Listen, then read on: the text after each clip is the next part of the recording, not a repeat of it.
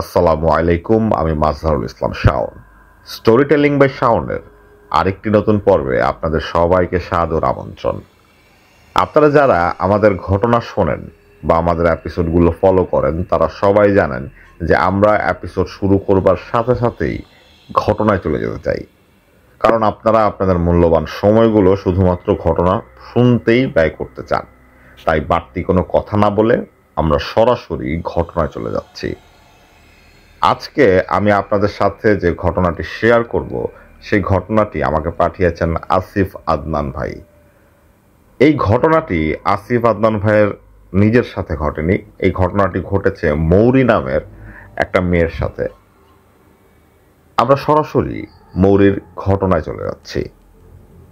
এই ঘটনার সময়কাল 2017 সালে মৌরিরা প্রথমবারের মতো তার নানা বাড়িতে যায়। মৌরির বাবা এবং মায়ের বিয়েতে কিছু জটিলতা ছিল, যেই কারণে প্রায় 16-17 বছর মৌরি বা মৌরিয়াপুর বাবা মা মৌরিয়াপুর নানা বাড়িতে যায়নি। সেবারই প্রথম মৌরিয়াপুর তার নানা বাড়িতে যায়। এটা বলে রাখা ভালো, মৌরিয়াপুর নানা বাড়ি বাংলাদেশের কোনো একটি প্রত্যন্ত গ্রামে, আমরা সেই গ্রামের নামটি উল্লেখ করলাম না। মৌরিয়াপু প্রথম থেকেই খুব এক্সাইটেড ছিল তার নানা বাড়িতে যাওয়ার জন্য। এটা খুবই স্বাভাবিক, এত বছর পর বা জীবনের প্রথমবারের মতো কেউ যদি তার আত্মীয়ের বা নিজের নানা বাড়ি যায় সেক্ষেত্রে সেটার এক্সাইটমেন্টটা অন্যরকম। মৌরিয়াপুর বাবা মা যখন মৌরিয়াপুর নানা বাড়িতে পৌঁছায় তখন মৌরিয়াপু যে জিনিসটা দেখে সেটা হচ্ছে নর্মাল গ্রাম বাংলার যে ধরনের পরিবেশ বা ঘর আমরা দেখে থাকি, মৌরিয়াপুর নানা বাড়ির পুরো পরিবেশটাই ঠিক সেরকম। মৌরিয়াপু পুরো ব্যাপারটাই খুব এনজয় করছিল। মৌরিয়াপুর কিছু কাজিনকে তিনি সেখানে প্রথমবারের মতো দেখতে পান। এটাও তার জন্য একটা অন্য ধরনের অভিজ্ঞতা ছিল, যেটা তিনি এত বছর যাবৎ মিস করেছেন। মৌরিয়াপুর নানাবাড়ির এই ভ্রমণটা বা নানাবাড়িতে বেড়াতে আসাটা তার কাছে খুবই ভালো লাগছিল। এটা বলে রাখা ভালো, মৌরিয়াপুর তার বাবা মায়ের একমাত্র সন্তান। মৌরিয়াপুর নানি বেঁচে ছিলেন, তার নানা মারা গিয়েছিলেন। মৌরিয়াপুর নানি মৌরিয়াপুকে দেখে অনেক আদর করেন, যে আদরটা মৌরিয়াপু আসলে কোনো সময় পাননি তার কোনো বয়োজ্যেষ্ঠ আত্মীয়, যেরকম দাদা দাদি নানির কাছ থেকে। তো সেবার তার নানি যখন তাকে খুব আদর করলেন তখন আসলে মৌরিয়াপু খুব এক্সাইটেড ছিলেন বা খুব আনন্দিত হয়েছিলেন। মৌরিয়াপু নিজের ইচ্ছাতেই পুরো নানা বাড়ির চারপাশটা ঘুরে ঘুরে দেখছিল। মৌরিয়াপুর নানা বাড়ির ঠিক পেছনে অনেকটা জায়গা জঙ্গলের মতো, সেখানে আম গাছ, ডাব গাছ, সুপারি গাছ, এভাবে অনেক গাছ মিলে একটা জঙ্গলের মতোই তৈরি করা। হন এবং পুলকিত হন তিনি। এত পাখির আওয়াজ কোনো সময় শোনেননি। তিনি ঢাকা শহরে যখন ছিলেন তখন আসলে এই ধরনের আওয়াজে তার কখনোই ঘুম ভাঙতো না, কিন্তু গ্রাম্য পরিবেশে, গ্রামীণ পরিবেশে এই ধরনের শব্দ বা পরিবেশ সবকিছু মিলিয়েই তার কাছে পুরো ব্যাপারটাই ফ্যান্টাস্টিক লাগছিল। মৌরিয়াপু সকালে ঘুম থেকে ওঠেন, ওঠার পর দেখেন সবাই মোটামুটি উঠে গেছে ঘুম থেকে। তিনি বাড়ির চারপাশটায় দিনের আলোয় ভালোভাবে ঘুরে দেখতে চেয়েছিলেন। মৌরিয়াপুর এক কাজিন ছিল যার নাম ছিল সীমা। তিনি সীমার সাথেই পুরো জায়গাগুলো, অর্থাৎ তার নানা বাড়ির আশপাশ ভালোভাবে ঘুরে ঘুরে দেখছিলেন। তার নানা বাড়ির পেছনের যে জঙ্গলটা ছিল সেই জঙ্গলটার ভেতর তিনি সীমাকে নিয়ে ঘুরতে যান। ঘুরতে ঘুরতে একটা জায়গায় গিয়ে তিনি দেখেন একটা কুয়া, এবং কুয়াটার মুখ টিন দিয়ে আটকানো। মৌরিয়াপু যখন সীমাকে জিজ্ঞেস করে যে এই কুয়াটা কার বা কুয়াটা এখানে কেন, সাধারণত কুয়া থাকে বাড়ির আশেপাশেই, কিন্তু এই কুয়াটা একেবারে জঙ্গলের মধ্যে, আশেপাশে কোনো ঘর বাড়ি নেই। মৌরিয়াপু যখন সীমাকে জিজ্ঞেস করেন যে কেন এখানে কুয়াটা, এখানে কেন, বা কুয়াটার মুখ এভাবে ঢেকে দেওয়া হয়েছে কেন, তখন সীমা বলে যে সে জানে না। সীমার বয়স 14-15 বছর, এবং সীমা বলে যে আমাদের পরিবার থেকে বা আমাদের বাবা মারা আমাদের এখানে আসতে বারণ করে দেন, কারণ এই কুয়াটা নাকি ভালো না। আমরা শুধু এতটুকুই জানি, কিন্তু কুয়াটা কেন এভাবে বন্ধ করে রাখা বা কুয়াটা কেন এই জায়গায়, এই সম্পর্কে কোনো আইডিয়া সীমার ছিল না, তাই সীমা মৌরিকে বলতেও পারেনি। মৌরি খুব আগ্রহ নিয়ে কুয়াটা দেখছিল। কুয়াটার স্ট্রাকচার দেখলেই বোঝা যায় কুয়াটা অনেক পুরনো, এবং উপরে যে টিন লাগানো হয়েছে সেই টিনটাও মরচে পড়ে জং ধরে পুরনো হয়ে গেছে। যাই হোক, বেশ কিছুক্ষণ সেই কুয়োর কাছে সময় কাটাবার পর মৌরি এবং সীমা আরো ঘুরতে বের হয়, অর্থাৎ আরো সামনের দিকে এগিয়ে যায়। এভাবে বেশ কিছুক্ষণ ঘোরাঘুরি করার পর তারা সবাই আবার ফিরে আসে। এত বছর পর তার নানা বাড়িতে আসার উপলক্ষে তার নানা বাড়ির লোকজন একটা খাওয়া দাওয়ার আয়োজন করে। আশেপাশের গণ্যমান্য যেসব ব্যক্তিরা ছিল তাদেরকে দাওয়াত দেওয়া হয়, একটা মোটামুটি ছোটখাটো একটা আয়োজনের মতো করা হয়।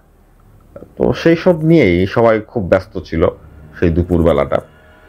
এভাবে ধীরে ধীরে সন্ধ্যা হয়ে যায়। সন্ধ্যার পর থেকেই মৌরিয়াপুর খুব ইচ্ছে করে সেই কুয়াটার কাছে যেতে। এটা কেন তিনি জানেন না।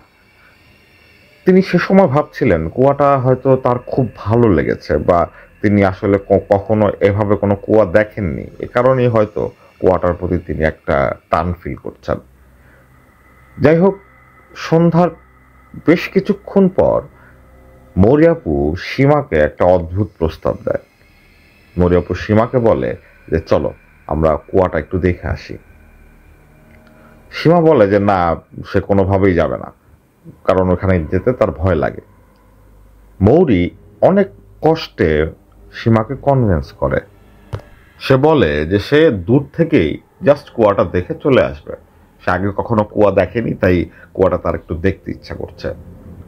সীমাও তার এই কাজিনের কথা শুনে একটু গলে যায়, এবং সে মৌরির সাথে সেই জায়গাটা কিছুক্ষণের জন্য দেখে আসতে রাজি হয়। যেই কথা সেই কাজ। দুই বোন ধীরে ধীরে সবার চোখের আড়ালে সেই জঙ্গলের ভেতর ঢুকে, তার হাতে একটা টর্চ ছিল, অর্থাৎ সীমার হাতে একটা টর্চ ছিল। তারা যখন হাঁটতে হাঁটতে সেই কুয়োটার প্রায় কাছাকাছি চলে আসে, তখন হঠাৎ করেই একটা আশ্চর্য বিষয় দেখতে পায় সীমা এবং মৌরি। তারা দেখে, তাদের কাছে মনে হচ্ছে সেটা হচ্ছে কুয়াটার ভেতর থেকে একটা আলো বের হচ্ছে। আলোটা একেবারে আকাশের উপর চলে গেছে। এটা দেখে দুইজনই খুব ভয় পায়, কারণ সকালবেলায় তারা দেখে গেছে কুয়াটার উপর টিন দিয়ে আটকানো, এবং টিনটা আটকানো অনেক বছর যাবত। কিন্তু এখন তারা দেখছে টিনের সেই কুয়ার উপর থেকে টিন সরানো, এবং সেই কুয়ার ভেতর থেকে একটা আলো, প্রচন্ড আলো ঠিক আকাশের দিকে উঠে গেছে, যেটা দেখে তারা দুইজনই দৌড়ে চলে আসে বাড়িতে, এবং এই ইনসিডেন্সের কথা তারা কাউকেই বলে না। সেদিন রাতে যখন সবাই ঘুমাচ্ছিল, তখন মৌরিয়াপু একটা স্বপ্ন দেখে। স্বপ্নে সে দেখে যে সে রাতের বেলা একা একা সেই কুয়াটার সামনে গিয়ে দাঁড়িয়ে আছে, এবং সে সেই কুয়াটার উপর থেকে সেই টিনের যে পর্দাটা ছিল বা টিনের যে আবরণটা ছিল সেটা সে টেনে তোলার চেষ্টা করছে। এবং তার কাছে মনে হচ্ছে, অর্থাৎ ঘুমের মধ্যেই তার কাছে মনে হচ্ছে যে এই টিনটা সরানো দরকার এবং তাকে সরাতেই হবে। হঠাৎ করেই তার ঘুম ভেঙে যায়। ঘুম ভাঙার পর তার প্রচন্ড ভয় লাগতে থাকে। তারপরও সেই বিষয়গুলো নিয়ে কাউকে কোনো কথাই বলে না। পরদিন সকালবেলা মৌরিয়াপুর বাবা মা তাদের খুব কাছের এক আত্মীয়ের বাড়িতে বেড়াতে যায়। সেই আত্মীয়ের বাড়ি খুব কাছেই ছিল তার নানা বাড়ি থেকে। কথা ছিল সেখানে তারা দুপুরের খাবার খেয়ে আবার চলে আসবে তাদের নানা বাড়ি। যে কথা সেই কাজ। তারা সেখানে দুপুরবেলা খাওয়া দাওয়া করে তারা আবার ফিরে আসে তার নানা বাড়িতে। এ সময় মৌরিয়াপুর বাবা মা একটা একটা অদ্ভুত জিনিস লক্ষ্য করেন মৌরিয়াপুর ভেতর। সেটা হচ্ছে মৌরিয়াপুর স্বভাবতই একটু চঞ্চল প্রকৃতির মেয়ে, এবং সবার সাথেই সে মন খুলে কথা বলে, সবার সাথেই খুব সহজেই মিশতে পারে। কিন্তু সেই বাসা থেকে খেয়ে আসার পর তাদের কাছে মনে হচ্ছে মৌরি হয়তো কোনো কারণে অসুস্থ, কারণ সে একেবারেই চুপচাপ হয়ে গেছে। মৌরির মা যখন মৌরিকে জিজ্ঞেস করে যে তুমি কি অসুস্থ বা কোনো সমস্যা, মৌরি বলে যে না, তার কোনো সমস্যা নেই, এমনিই তার ভালো লাগতেছে না। তো এই বিষয়টা নিয়ে আর মৌরির মা তাকে কিছু বলে না। রাতের খাবারের জন্য যখন মৌরির মা, মৌরির কাজিনরা ডাকতে আসে, মৌরি বলে যে সে খাবে না, তার খিদে নেই, সে ঘুমাবে। এবং মৌরির মা খাওয়া দাওয়া শেষ করে এসে দেখেন যে মৌরি আপু ঘুমাচ্ছে। মৌরি আপু যখন ঘুমাচ্ছিল, তিনি সেই ঘুমের মধ্যে একটা স্বপ্ন দেখেন। স্বপ্নে তিনি দেখেন যে সে কুয়ার খুব কাছে তিনি দাঁড়িয়ে আছেন এবং কুয়ার ভেতর থেকে কেউ একজন তাকে ডাকছে, মৌরি, মৌরি, আসো, আসো, আমাকে নাও, আমাকে নাও। এই ডাকটার ভেতর এমন কিছু অপার্থিব ছিল যেটা মৌরি আপু স্বপ্নে শুনতে পেয়ে চিৎকার করে ঘুম থেকে উঠে যান। সে চিৎকারে বাড়ির সবাই চলে আসে। বাড়ির সবাই যখন মৌরি আপুকে ঘিরে ধরে, তখন মৌরি আপু বলে যে বা তিনি খুব খারাপ একটা স্বপ্ন দেখেছেন, সেই কারণে চিৎকার দিয়েছেন। কি স্বপ্ন দেখেছেন এই কথা যখন তাকে জিজ্ঞেস করা হয়, তিনি আসলে তার স্বপ্নের কথাটা কাউকে বলতে চাচ্ছিলেন না। যাই হোক, কেউ তাকে সেভাবে ঘাটায় না। সেদিন অর্থাৎ সে সময় ঘুম ভাঙার পর মৌরি আপুকে জোর করে কিছু খাইয়ে দেওয়া হয়। এরপর তিনি তারা কাজিনদের সাথে কিছুক্ষণ আড্ডা দেন। আড্ডা দেওয়ার পর তিনি আবার রাতের বেলা রাতের ঘুমের জন্য প্রস্তুতি নেন। তিনি যখন ঘুমিয়ে পড়েন আবার, এবং ঘুমানোর সাথে সাথেই হয়তো তিনি স্বপ্ন দেখা শুরু করেন। এবার তিনি স্বপ্নে দেখছেন যে তিনি হাঁটতে হাঁটতে সেই কুয়োর সামনে গিয়ে আবার গিয়ে দাঁড়াবেন। এবার তিনি ভয় পাচ্ছেন, প্রচন্ড ভয় পাচ্ছেন, এবং তিনি এগিয়ে গিয়ে দেখতে পান যে কুয়োর উপর থেকে টিনের সেই পাটটা সরানো।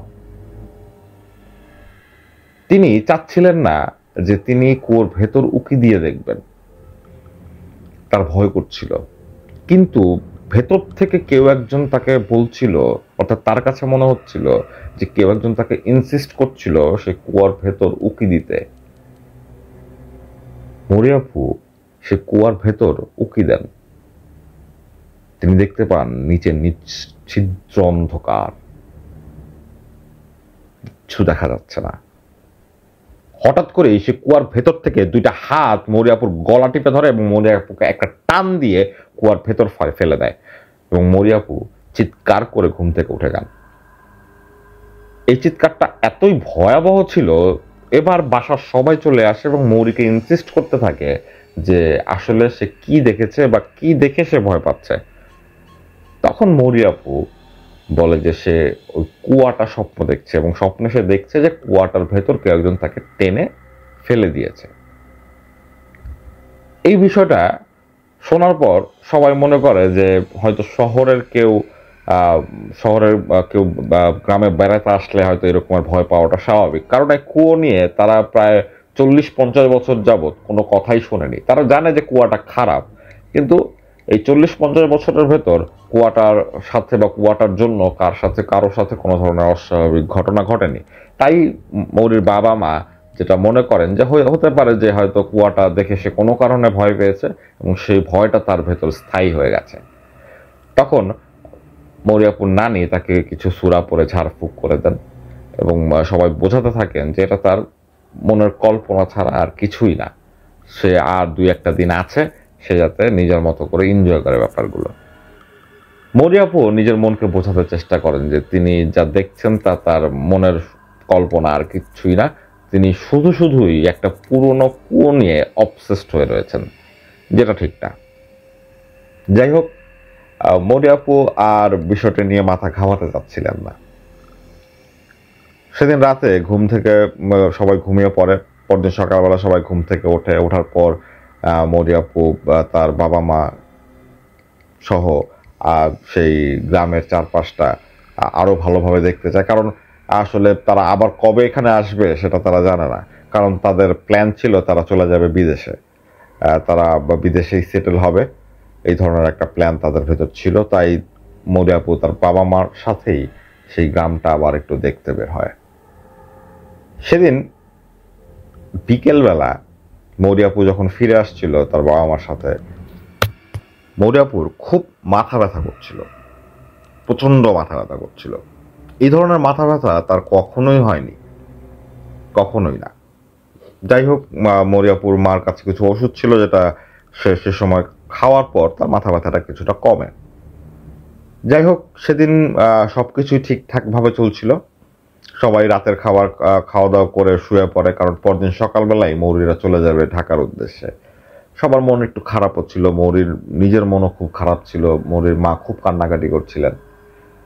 যাই হোক, সবকিছুরই যেহেতু শেষ হয়, তাই তাদের সেই মিলন পর্বেরও হয়তো এটাই শেষ, আর এই সময়ের জন্য হয়তো। যাই হোক, সবাই খাওয়া দাওয়া শেষ করে ঘুমিয়ে পড়ে। রাত 2টা-2:30টার দিকে মৌরিয়াপুর মার ঘুম ভাঙে, তার একটু ওয়াশরুমে যাওয়ার দরকার ছিল। মৌরিয়াপুর মার যখন ঘুম ভাঙে, ঘুম ভাঙার পর তিনি তাকিয়ে দেখেন যে তার পাশে তার মেয়ে মৌরি ঘুমাচ্ছিল, কিন্তু এখন সে তার পাশে নেই। ব্যাপারটা বুঝতে একটু সময় নেন তিনি, কারণ তিনি মাত্র ঘুম থেকে উঠেছেন। এবং তিনি যখন বুঝতে পারেন যে ব্যাপারটা অস্বাভাবিক, কারণ এত রাতের বেলা মৌরি কখনোই একা একা বিছানা থেকে নামবে না বা ঘরের বাইরে যাবে না, তো ও কই গেল?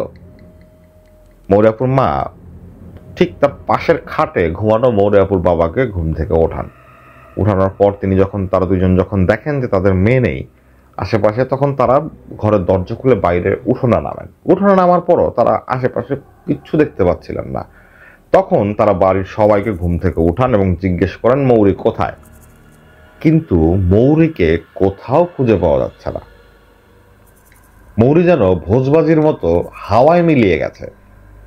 চারপাশে সবাই আতঙ্কগ্রস্ত হয়ে পড়ে যে নানা বাড়িতে প্রথমবারের মতো বেড়াতে আসলো মেয়েটা, এবং এই মেয়েটা রাতের বেলা কোথায় চলে গেল বা কি হলো তার সাথে। সবাই বিভিন্ন আশঙ্কা করতে থাকে নিজের মনে মনে। এভাবে বেশ কিছুক্ষণ খোঁজাখুঁজি করার পর যখন মৌরিকে খুঁজে পাওয়া যাচ্ছিল না, তখন হঠাৎ করে সীমা বলে যে তার কেন জানি মনে হয় মৌরি আপু সেই কুয়াটার কাছে গেছে। এই কথা যখন মৌরি আপুর মা বাবা শোনেন, তারা বলেন কেন, তোমার এটা কেন মনে হলো? তখন সীমা বলে যে সে একদিন মৌরিকে নিয়ে সন্ধ্যার পরে সে কুয়ার কাছে গিয়েছিল এবং সে দেখতে পাচ্ছিল যে কুয়ার ভেতর থেকে একটা আলো বের হয়ে আকাশের দিকে চলে গেছে, যেটা কোনোভাবেই সম্ভব না, কারণ কুয়ার মুখটা টিন দিয়ে আটকানো। যেহেতু এই অস্বাভাবিক ঘটনা সে নিজের চোখে দেখেছে এবং তার কাছে মনে হচ্ছে যে সে কুয়াটাই মৌরি আপুকে আকৃষ্ট করে সেখানে টেনে নিয়ে গেলেও যেতে পারে। এটা শোনার পর সবাই দৌড়ে যায় সে কুয়াটার কাছে এবং তারা সেখানেই মৌরিকে খুঁজে পায়। তারা দেখে মৌরি কুয়ার পাশে অজ্ঞান হয়ে পড়ে আছে এবং তার সারা শরীর নীল হয়ে আছে। তাকে অনেক চেষ্টা করা হয় জ্ঞান ফেরানোর, কিন্তু তার জ্ঞান ফিরছিল না। সবাই আশ্চর্য হয়ে যায়, হতবাক হয়ে যায়। এবং তারা আরেকটা জিনিস যেটা দেখে সেটা হচ্ছে সেই কুয়োর উপর থেকে সেই টিনের পাটটা সরানো। সবাই বুঝতে পারে খুব খারাপ কিছু হয়েছে মৌরির সাথে। মৌরিকে দ্রুত বাসায় নিয়ে আসা হয় এবং সে সময় সেই গ্রামের যে ইমাম হুজুর তাকে ডেকে নিয়ে আসা হয়। সেই ইমাম হুজুর মৌরিকে দেখেই বুঝতে পারেন যে এই মেয়েটা কোনো খারাপ কিছুর কবলে পড়েছে, কারণ মেয়েটার সারা শরীর নীল হয়ে যাচ্ছে, পুরো নীল পড়ে যাচ্ছে এবং তার জ্ঞান ফিরছে না। তিনি বেশ কিছু সূরা আমল করেন, প্রায় 1.5 থেকে 2 ঘন্টা সেই হুজুর বিভিন্ন সূরা পড়ছিলেন, আমল করছিলেন এবং কিছু পানি পরে তিনি মৌরির গায়ে ছিটিয়ে দিচ্ছিলেন। এবং তিনি আরো কিছু হুজুরকে খবর দিয়ে এনেছিলেন যারা সেই ঘরের ভেতর বসে সমান তালে কোরআন শরীফ পাঠ করে যাচ্ছিলেন। এভাবে বেশ কিছুক্ষণ চলার পর হঠাৎ করেই মৌরি আপুর এক হাত নড়ে ওঠে এবং সবাই বুঝতে পারে হয়তো মৌরির জ্ঞান ফিরে আসছে। কিছুক্ষণের মধ্যেই মৌরির জ্ঞান ফিরে আসে, কিন্তু যে মৌরি তাদের সামনে বসেছিল সেই মৌরিকে কেউ চেনে না, কারণ সেই মৌরি ঘুম থেকে জাগার পর বা অজ্ঞান অবস্থা থেকে যখন সে তার জ্ঞানে ফিরে আসার পরই তার সামনে বসে থাকা ইমাম হুজুরকে সে প্রচন্ড জোরে একটা লাথি মারে। সেই লাথির জোর এতই ছিল যে সেই ইমাম হুজুর বেশ কিছু দূরে গিয়ে মুখ থুবড়ে পড়েন এবং সাথে সাথে তার সামনের দুটি দাঁত ভেঙে যায়। সবাই বুঝতে পারেন যে পুরো ব্যাপারটাই অস্বাভাবিক এবং মৌরি আপু পুরুষ কণ্ঠে সমানে সবাইকে গালিগালাজ করছেন, যে গালিগালাজ কখনোই মৌরির মুখ থেকে কেউ শোনেনি বা মৌরি এই ধরনের গালি জানে কিনা এটা নিয়ে মৌরি আপুর মার সন্দেহ আছে। কিন্তু তার মেয়ে যখন, অর্থাৎ ময়ূরাপুর মা যখন দেখছেন যে তার মেয়ে তার সামনেই পুরুষের গলায় কথা বলছে, সেটা দেখে তিনি সেখানেই অজ্ঞান হয়ে পড়ে যান। এবার তাকে নিয়ে লোকজন আবার ব্যস্ত হয়ে পড়ে। সেই হুজুর, যে হুজুরকে মৌরি লাথি দিয়ে ফেলে তার দুটি দাঁত ভেঙে ফেলে, সেই হুজুর কোনো মতে নিজেকে শান্ত করেন এবং তিনি কোনো মতে উঠে বসে বলেন যে আগে ওকে বাঁধুন, ওকে আগে বাঁধতে হবে, না বাঁধলে ওর চিকিৎসা করা সম্ভব না। তখন বাসার সবাই জোরাজুরি করে মৌরিকে বেঁধে ফেলে এবং মৌরি বেশ কিছুক্ষণ যাবৎ চুপ করে থাকে তার বাঁধার পরে। সে কিছুটা নিজেকে ছাড়াবার চেষ্টা করছিল, কিন্তু পরে যখন সে দেখে যে সে আসলে এদের কাছ থেকে ছুটতে পারবে না, তখন সে শান্ত হয়ে যায় এবং সে চুপচাপ বসেছিল। কিছুক্ষণ পর সে মাথা উঠিয়ে মৌরিয়াপুর আশেপাশে থাকা, অর্থাৎ মৌরিয়াপু মাথাটা উঠিয়ে তার আত্মীয় স্বজনেরা যারা সামনে বসেছিল তাদের কাছে মোক্তার মিয়ার খোঁজ চায়। মোক্তার মিয়া কোথায়, মোক্তার মিয়া কই?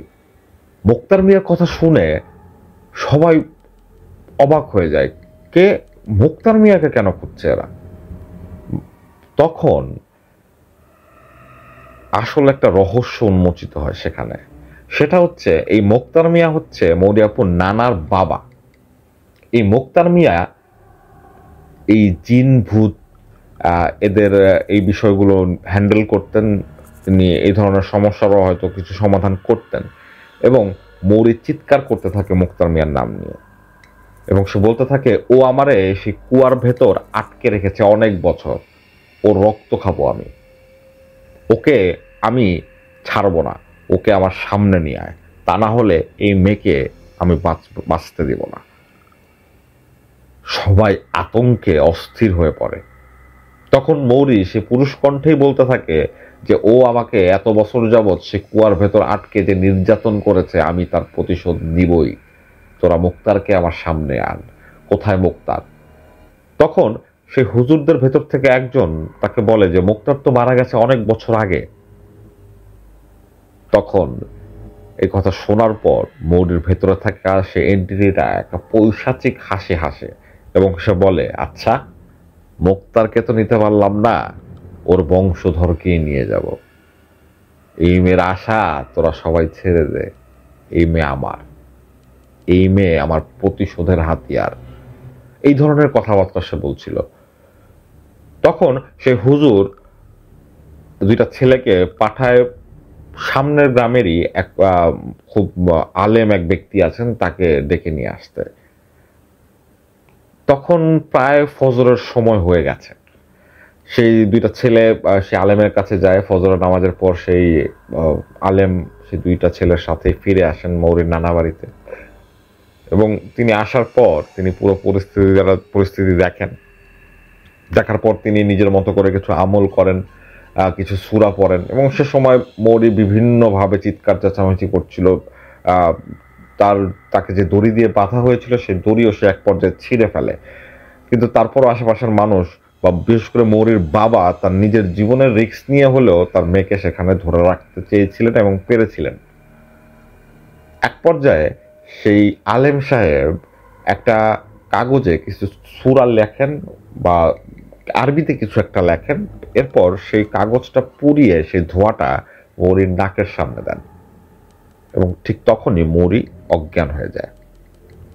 মৌরি অজ্ঞান হয়ে যাওয়ার পরও হুজুর আরো আমল করছিলেন, আরো কিছু করছিলেন এবং হঠাৎ করে সবাই লক্ষ্য করেন সে আলেম ঘরের এক কোণার দিকে তাকিয়ে কার সাথে জানি কথা বলছেন এবং বলছেন যে মোক্তার মিয়ার অপরাধের শাস্তি, যদি সেটা অপরাধ সে করে থাকে সে সময়, সেই শাস্তি তো মোক্তার মিয়ার বংশধর এই নিষ্পাপ মেটা পেতে পারে না। এভাবে বিভিন্ন ধরনের সওয়াল জবাব চলছিল। শুধু সেই আলেমই হয়তো সেই এন্টিটিটাকে দেখতে পাচ্ছিল, আর কেউ কিচ্ছু দেখছিল না। এক পর্যায়ে সে আলেম বলে যে সেই এন্টিটিটা চলে গেছে, এবং সে বলে যে মৌরি এখন সম্পূর্ণভাবে সুস্থ। তারপরও মৌরিকে কিছু নিয়ম মেনে চলতে হবে, কারণ এই ধরনের এন্টিটির কথা বিশ্বাস করা যায় না।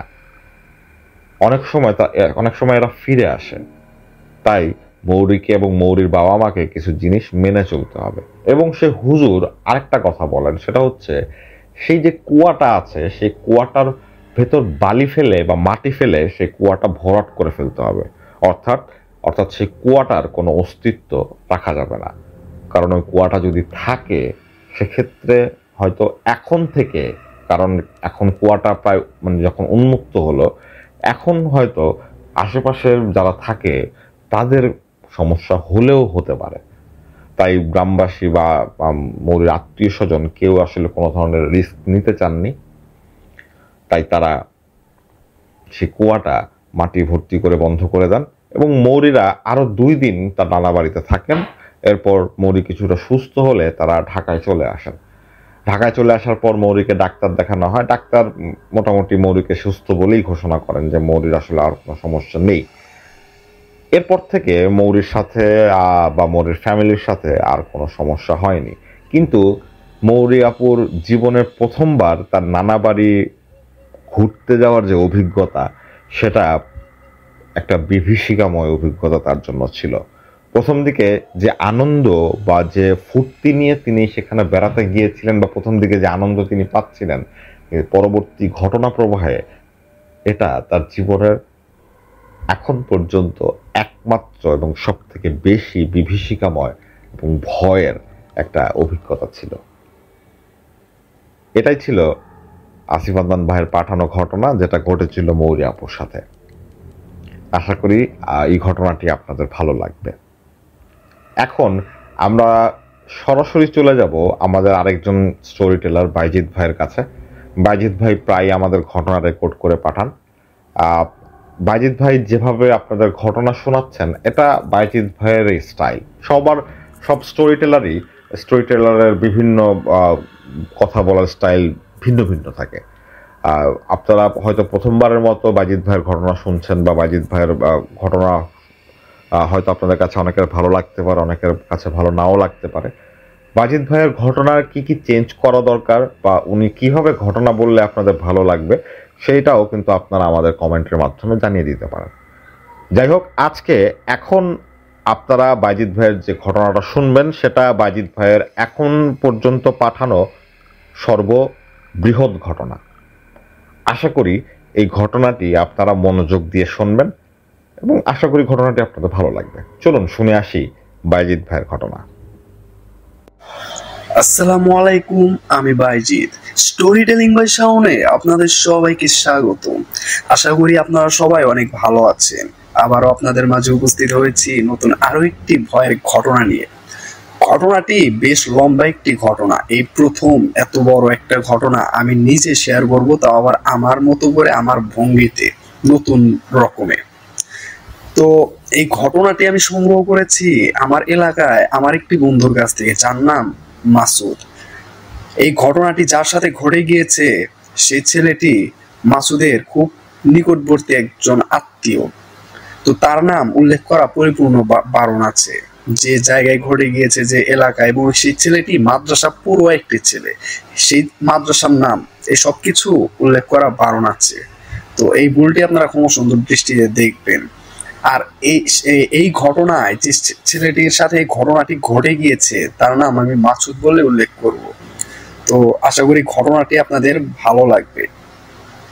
ঘটনাটি বিশ্বাস করা বা না করা পরিপূর্ণ আপনাদের ব্যাপার, কিন্তু এই ঘটনাটি 100% সত্যি একটি ঘটনা। এই ঘটনাটি সংগ্রহ করতে আমার প্রচুর পরিমাণে কষ্ট হয়েছে। আমি একজনের কাছ থেকে 2 বার এই ঘটনা শুনেছি, কিন্তু সে এই ঘটনাটি পরিপূর্ণ ভালোভাবে বলতে পারেনি। শেষে এই মাসুদ নামে ছেলেটির কাছ থেকে এই ঘটনাটি আমি ভালোভাবে সংগ্রহ করতে পারি এবং পরিপূর্ণই আমি সংগ্রহ করেছি। ঘটনাটি বেশ লম্বা একটি ঘটনা। তো কথা না বাড়িয়ে আমি ঘটনায় চলে যাচ্ছি। আশা করি ঘটনাটি আপনাদের মনের মতোই হবে। সেই ছেলেটি একদিন মাদ্রাসা থেকে পালায় এশার নামাজ পড়বে না বলে, বাসায় একটু বেশিক্ষণ সময় কাটাবে, এই কারণে মাদ্রাসা থেকে পলায়।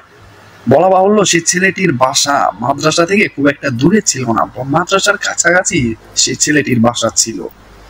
মাদ্রাসা থেকে বের হলেই একটুখানি সামনেই মেন রাস্তা এবং রাস্তার ওই পাশেই সেই ছেলেটির বাসা। তো সেই ছেলেটির সাথে প্যারানরমাল কিছু ঘটনা ঘটে মাঝে মধ্যে, সেটা সে খুব একটা আমলে নেয়নি। এবং তার বাসায় তার কাকি আছে, তার চাচা আছে। তো মাঝে মধ্যে তার চাচার সাথে তার চাচির একটু ঝগড়া লাগে এবং তার চাচা যে বিয়ে করেছে তার শ্বশুর বাড়িও পার্শ্ববর্তী গ্রামেই। তো মাঝে মধ্যে ঝগড়া যখন লাগে তখন তার চাচি বাসা থেকে বের হয়ে যায়। যদিও সে মাদ্রাসার মেয়ে, কিন্তু রাগটা একটু বেশি। বের হয়ে বাসায়, তার যেহেতু পার্শ্ববর্তী গ্রামে তার বাসা, বাসায় চলে যায়। আবার তাকে বুঝিয়ে শুনিয়ে বাসায় নিয়ে আসা হয়। এইভাবেই তাদের দিন চলছিল। তো একদিন সেই ছেলেটি মাদ্রাসা থেকে যখন এই এশার নামাজ পড়বে না বলে পালায়, তখন একটি হুজুর সামনে পড়ে যায়। তখন সে রাস্তার দিকে না আসতে পেরে মাদ্রাসার পিছনে গিয়ে লুকায়। কিন্তু হুজুর তাকে খুব একটা ভালোভাবে লক্ষ্য করতে পারে না, কিন্তু বুঝতে পারে যে কোন একটি ছাত্র তাকে দেখে পালালো। তো কোন দিকে তাড়াতাড়ি করে গেল সে বুঝতে পারে না। তখন সেই হুজুর ভালোভাবে লাইট দিয়ে খোঁজাখুঁজি করে যে কে আমাকে দেখে পালালো, কিন্তু পায় না। সেই ছেলেটি মাদ্রাসার সাথে একটি মুক্তখানা আছে, যেখানে প্রতিদিন সকালে আপনার গ্রামের মানুষেরা দেখবেন তাদের বাচ্চাদের প্রত্যেকদিন সকালে মক্তবে পাঠাতো। আপনার 1-1.5 ঘন্টা যায় মক্তবে পড়াক আরবি, সেটা পড়ানোর জন্য। তো সেই মক্তবের পিছনেই কিছু ঝাড় জঙ্গল আছে এবং তার পিছনে একটি পরিত্যক্ত পুকুর। সেখানে কেউ খুব একটা যায় না, কারণ পরিত্যক্ত আর ওখান দিয়ে সাপ পোকামাকড় একটু বেশি বের হয়। আর তাছাড়া সেখানে প্যারানরমাল কোনো ঘটনা ঘটেনি, তাই তার এতটুকু ভয় ছিল না যে তার সাথে প্যারানরমাল কোনো ধরনের ঘটনা ঘটতে পারে। যদিও তার সাথে এর আগেও কিছু ঘটনা ঘটেছে, কিন্তু সেরকম ভাবে না। তাই সে ব্যাপারটি মাথায় না নিয়েই মাদ্রাসার পিছনে গিয়ে লুকায়। সে ছেলেটির নাম আমি মাসুদ বলে উল্লেখ করবো, আগে বলে দিয়েছি। তো মাসুদ মক্তবখানার পিছনে গিয়ে লুকায় হুজুরের ভয়ে। হুজুর খোঁজাখুঁজি করে যখন সে ছেলেটিকে পেল না, তখন হুজুর মাদ্রাসায় চলে যায় নামাজ পড়ার জন্য।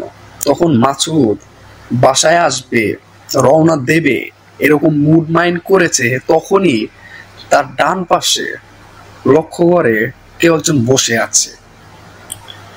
একজন মানুষ আপনাদের কারো পাশে যদি চুপ করে বসে থাকে বা দাঁড়িয়ে থাকে, আপনারা সেটা বুঝতে পারবেন যে না, আমার আশেপাশে কেউ একজন আছে। আর প্যারানরমাল অ্যাক্টিভিটিস এর ক্ষেত্রে তাদের নিঃশ্বাসটা নেওয়া খুব জোরে জোরে একটা শব্দ হয়, নিঃশ্বাসের গোংরানির একটা আওয়াজ আসে, আর তারপর সেই জায়গাটা প্রচুর পরিমাণে গরম হয়ে যায়। তো বোঝা যায় আমার আশেপাশে কেউ একজন আছে।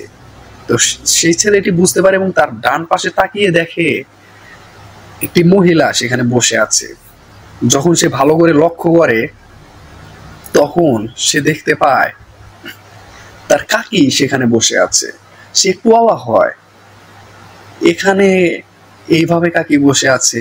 যদিও সে জানে বাসায় একটু মাঝে মধ্যে তার কাকুর সাথে ঝগড়া হলে তার কাকি বাসা থেকে বের হয়ে বাপের বাড়ি চলে যায়। সে গেলে বাপের বাড়ি যাবে, এখানে তো এভাবে চুপ করে বসে থাকার মানুষ সে না, কারণ সে পরহেজগার একজন মানুষ, মানে মহিলা মাদ্রাসায় পড়ুয়া একজন মানুষ। সে এইভাবে এখানে বসে থাকবে, ব্যাপারটা খুব একটা ওয়ার লাগে তার কাছে। তখন সে বা মাসুদ তার কাকিরূপী সে অবয়বটিকে জিজ্ঞাসা করে, কাকি তুমি এখানে কি করছো? তাও আবার এত রাত্রে? আবার নিশ্চয় বাসায় কাকুর সাথে ঝগড়া করেছো, রাগ করে বের হয়ে এসেছো, তাই না? কিন্তু এখানে তো তোমার আসার কথা না, তুমি তো রাগ করে তোমার বাপের বাড়ি চলে যাও, এখানে তো তুমি কখনো আসো না। আর এখানে সব ছেলেরা পড়ে, এখানে তো মেয়ে মানুষ আসে না। তো তুমি আসছো, ব্যাপারটা ভালো লাগছে না। বাসায় কোনো ঝগড়াঝাটি হয়েছে নাকি? আচ্ছা চলো বাসায় চলে যাই, দেখি কি হয়েছে। এই কথা বলে সে ছেলেটি তার কাকির উপর হাত ধরে বাসার উদ্দেশ্যে রওনা হয়। মক্তবটা অনেক লম্বা, সেই ঘর মক্তবখানা যে অনেক লম্বা একটি ঘর। সে প্রায় শেষ মাথার দিকে লুকায়, সেখানে তার সাথে এই ধরনের ঘটনা ঘটে। তখন সেইখান থেকে তার কাকির অবয়বটির হাত ধরে সামনের দিকে এগোয় সেই ছেলেটি। একদম এই দিকের শেষ মাথায় আসার পর সে কৌতূহলবশত পিছনের দিকে তাকায়। কিসের জন্য তাকিয়েছে সে জানে না, কিন্তু তার কাকিকে বিভিন্ন ধরনের কথা বলছে এবং সেই সুবাদে পিছনের দিকে তাকায় যে তার কাকি আসলে কেন এভাবেই বসে আছিল বা চুপ করে আছে কেন, এই জন্যে। তো তাকিয়ে সে দেখতে পায় তার কাকির অবয়বটি তার দিকে তাকিয়ে বিশ্রী ভাবে হাসছে, চোখ দুটো লাইটের মতো জল জল করে জ্বলছে আর হাত লম্বা হয়ে তার সাথে সাথে আসছে। এবং সে ভালো করে লক্ষ্য করে চাঁদের আলোয় যতটুকু দেখা যায় এবং লাইটিংও আছে চারপাশে, সে যতটুকু দেখতে পায় সে অবয়বটির মুখ পুরোপুরি পোড়া, খুব বিশ্রী দেখতে, তার দিকে বিশ্রী ভাবে হাসছে এবং চোখ দুটো অনেক বড় বড় তার দিকে তাকিয়ে আছে। এটা দেখে সে হাত ছেড়ে দিয়ে সেখান থেকে একটি দৌড় দেয়। এক দৌড় দিয়ে সে বাসায় চলে আসে এবং একটা চিৎকার দিয়ে সেন্সলেস হয়ে যায়। তখন তার বাসার সব লোকজন তাকে ধরাধরি করে রুমে নিয়ে যায় এবং মাথায় পানি ঢেলে তাকে সুস্থ করার চেষ্টা করে। তার জ্ঞান ফেরার পরে তার নাক মুখ দিয়ে অনর্গল রক্ত বের হওয়া শুরু হয়। এবং আমি বলতে ভুলে গিয়েছি, সে ছেলেটি যখন সে অবয়বটির হাত ছেড়ে দিয়ে একটি দৌড় দেয় তখন তার কানে একটি শব্দ আসে। সেই শব্দটি এমন ছিল, আজকে তুই যা দেখলি সেটা যেন কেউ না জানতে পারে, যদি জানে আমি কিন্তু তোকে মেরে ফেলবো। এরকম একটি আওয়াজ তার কানে আসে বা শব্দ, কথা। তখন সে ছেলেটি সেন্স ফেরার পরে যখন তার নাক মুখ দিয়ে রক্ত বের হওয়া শুরু হয় তখন তার ফ্যামিলি দ্বিধাদ্বন্দ্বে পড়ে যায়, এখন কি করবে। তখন তারা কোনো উপায় না পেয়ে তড়িঘড়ি করে, যেহেতু মাদ্রাসাটা তাদের বাসার কাছেই ছিল, তখন কেউ একজনকে দিয়ে মাদ্রাসার বড় হুজুরকে ডেকে আনে। ডেকে আনার পর বড় হুজুর এসে দেখে সেই ছেলেটির খুব করুণ একটি অবস্থা। সে দেখে অনেক অবাক হয়ে যায়, এরকম কেন। সেই ছেলেটির সাথে এর আগেও প্যারানর্মাল ঘটনা ঘটেছে কিন্তু কখনো এইরকম ঘটনা ঘটেনি। তো তখন সেই হুজুর অনেক পরহেজগার একজন মানুষ, অনেক ঝাড়ফুঁক করে তার রক্ত পড়াটি বন্ধ করে, কিন্তু সে কবিরাজি করে না। যত যত যাই জানুক তার কাছে একটাই কথা যে আমি কবিরাজি গিরে এইসব আমি করব না। তো সে এইসব করে না, কিন্তু সেই ছেলেটির এই করুণ অবস্থা দেখে সে তাকে একটু ঝাড়ফুঁক করে নিজের ইচ্ছায়। তখন সে হুজুর মাসুদকে বা সেই ছেলেটিকে জিজ্ঞাসা করছে, তোমার এরকম অবস্থা হলো কি করে? আর তোমার তো এখন মাদ্রাসায় থাকার কথা, এখনো নামাজ শেষই হয়নি। জরুরি তরবের কারণে আমি কোন রকমে ফরজ নামাজটি শেষ করে তোমার বাসায় চলে এসেছি। তোমার এরকম অবস্থা কি করে হলো? আর তুমি এখন বাসায় কেন?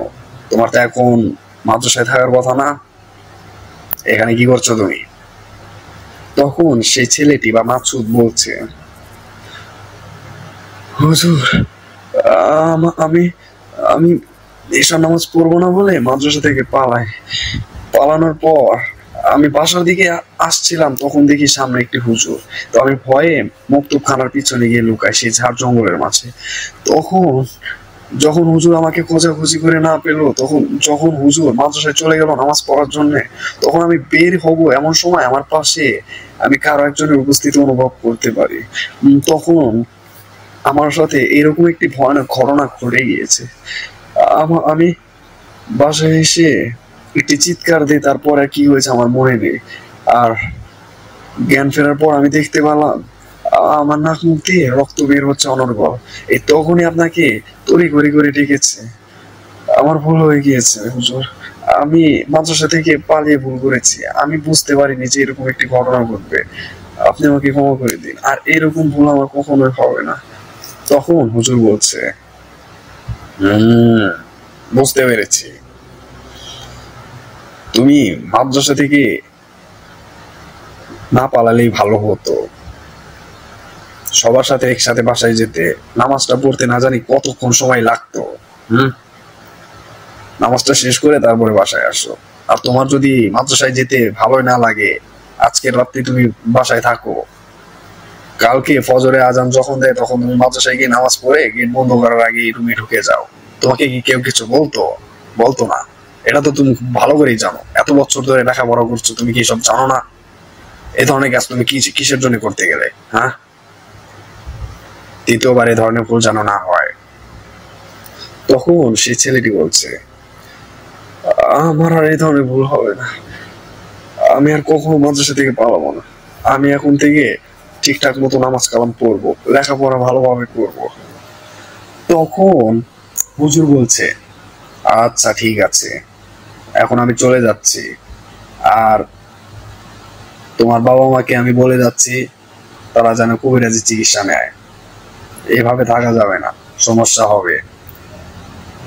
এই কথা বলে সেই হুজুর মাসুদের বাবা মাকে বলছে, আপনারা যত তাড়াতাড়ি পারেন ভালো একটি কবিরাজ দেখান। এর আগেও তো দু একবার ওর সাথে এই ধরনের ঘটনা ঘটে গিয়েছে, যদিও ঘটনাগুলো বড় না, কিন্তু এইবার তো বড় ঘটনা ঘটে গিয়েছে। এরপরে তো রেগুলার এই ধরনের ঘটনা ঘটতে পারে। তো আপনারা যদি এর চিকিৎসা না নেন তাহলে ছেলেটার বিপদ হতে পারে। আপনারা যে করে পারেন ভালো একটি হুজুর দেখে বা ভালো একটি কবিরাজ দেখে চিকিৎসা করেন। তখন সেই ছেলেটির বাবা বলছে, হুজুর আপনি একটু দেখেন না কিছু করতে পারেন কিনা।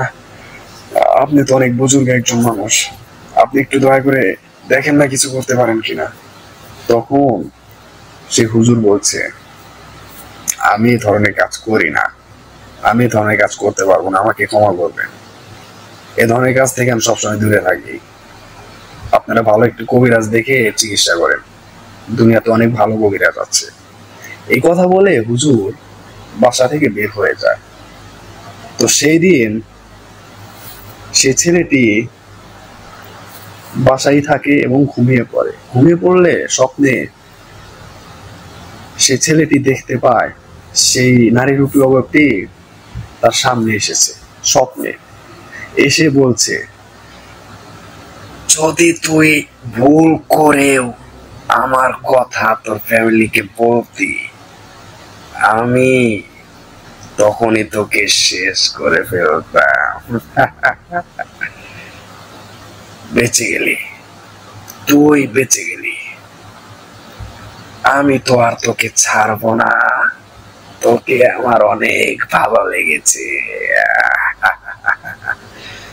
আমি যে করে হোক তোকে বিয়ে করবই, মাথায় রাখিস। এই স্বপ্নটি দেখে সে ছেলেটি একটি চিৎকার দিয়ে ঘুম থেকে ওঠে। বলা বাহুল্য সেই দিন রাত্রে তার মা তার কাছেই থাকে এবং তার মা ঘুমিয়ে পড়ে। রাত অনেক হয়ে গিয়েছিল। সেই ছেলেটির চিৎকার শুনে তার মা ঘুম থেকে উঠে যায়।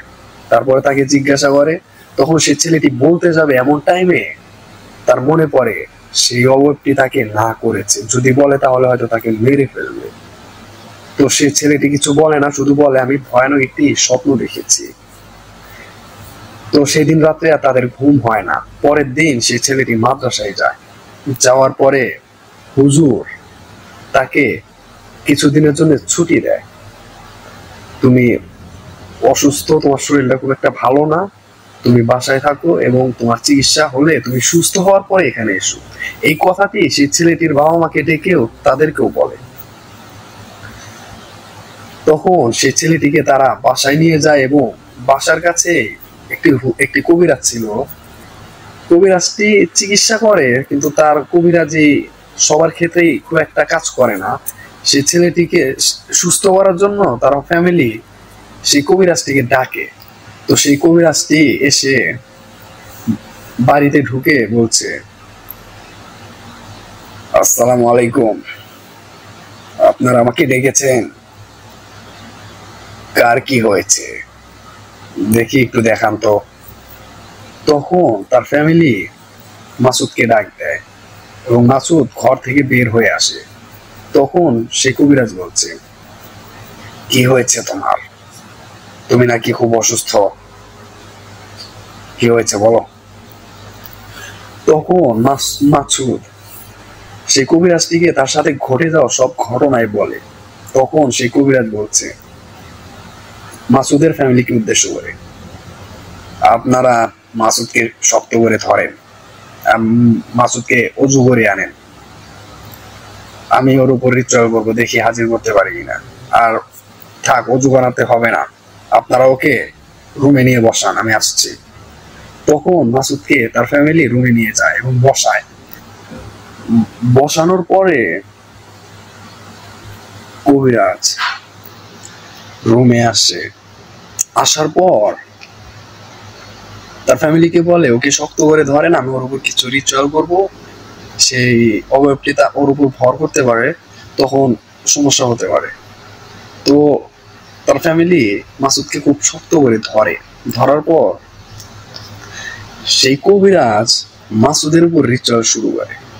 বেশ কিছুক্ষণ রিচুয়াল করার পর, প্রায় ঘন্টা খানিকের মতো রিচুয়াল করার পর সে অবয়বটি মাসুদের উপর ভর করে।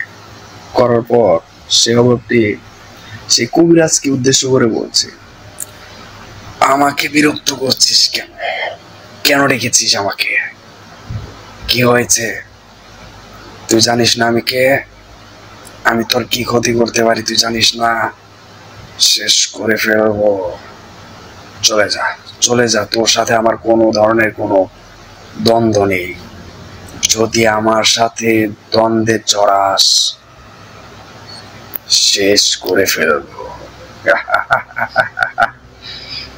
চলে যা। তখন সে কবিরাজ বলছে,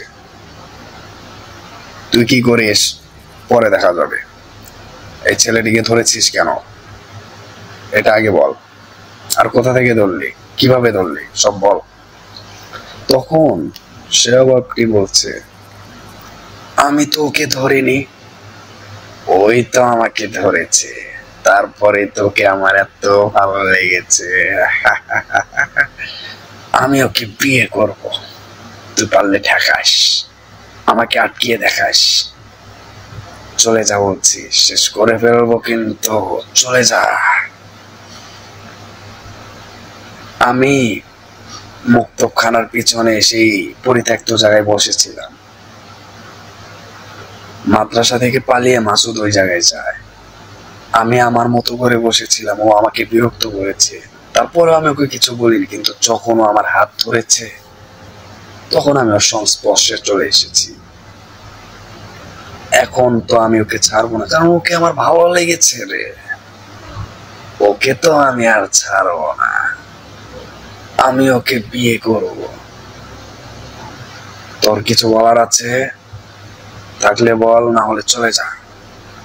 তুই তো রাতে চলতে পারিস না একা, ভেবে নে, কখনো তুই রাত্রে একা একা চলছিস, হঠাৎ করে তোর ঘাড় মটকে গেল, তুইও মারা গেলি, তখন কি হবে? চলে যা, শেষ করে ফেলবো। তখন হুজুর বলছে,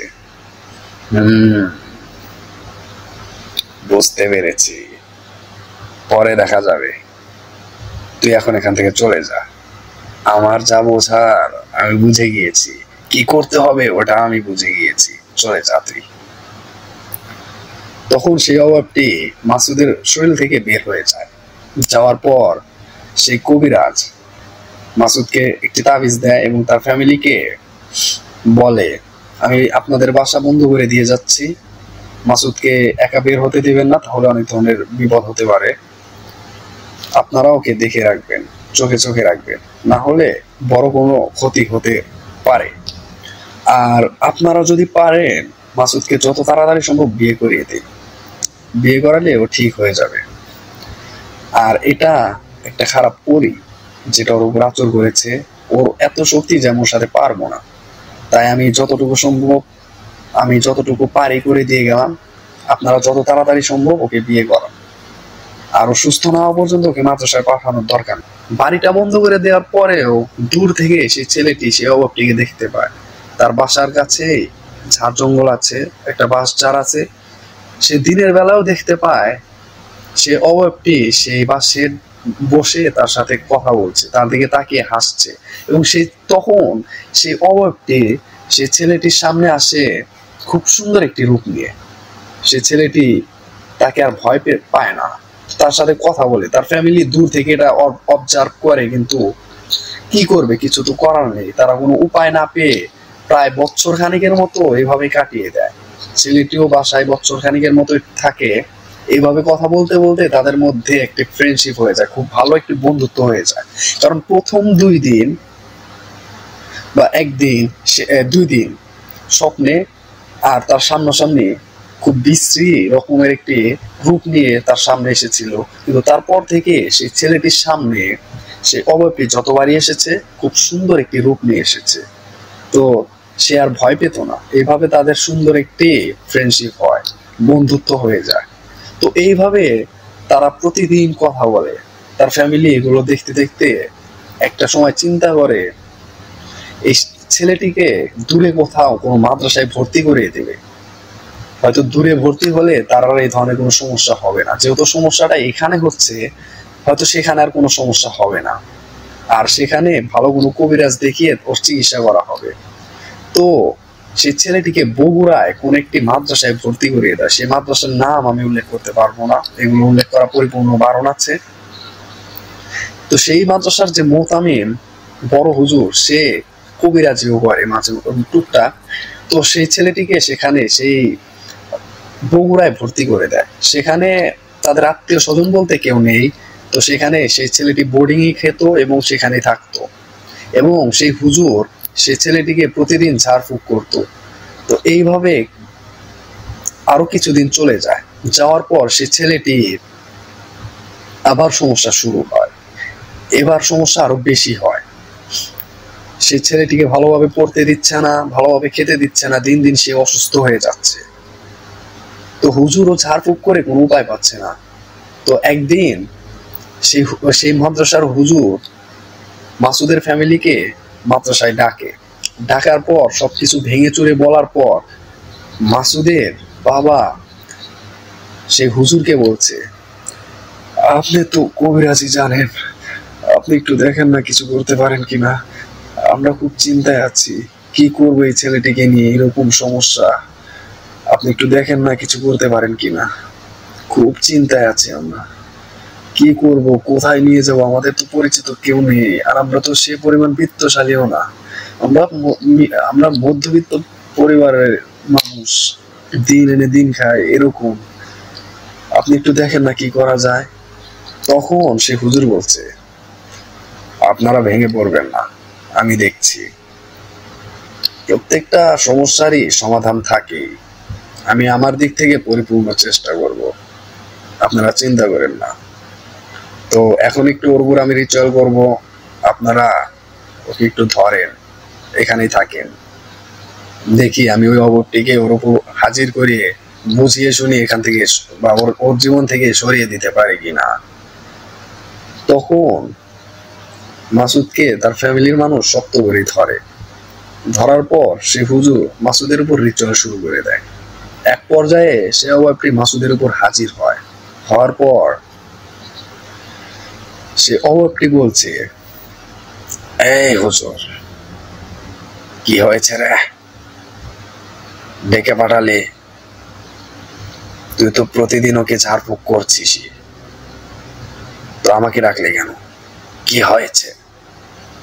তখন সে হুজুর বলছে, প্রত্যেকটা দিন ছেলেটির উপর অত্যাচার করিস, আমি এত ঝাড়ফুঁক করছি কোনো কাজে দিচ্ছে না, তুই আসলে চাষটা কি? বল। তখন সেই অবয়বটি সকলের উদ্দেশ্যে বলছে, আমি ওকে বিয়ে করতে চাই। এর আগেও তো একটি কবিরাজকে এনেছিল, ওর বাবা মা তো ওখানে উপস্থিত ছিল, ওরা কি জানে না? আমি ওকে বিয়ে করতে চাই, ওকে আমার অনেক পছন্দ হয়েছে। ওকে জিজ্ঞাসা করিস, ওর সাথে আমার অনেক ভালো বন্ধুত্ব। যদি ওকে আমার সাথে বিয়ে করতে না দিস, পুরো পরিবারকে ধ্বংস করে দেব আমি।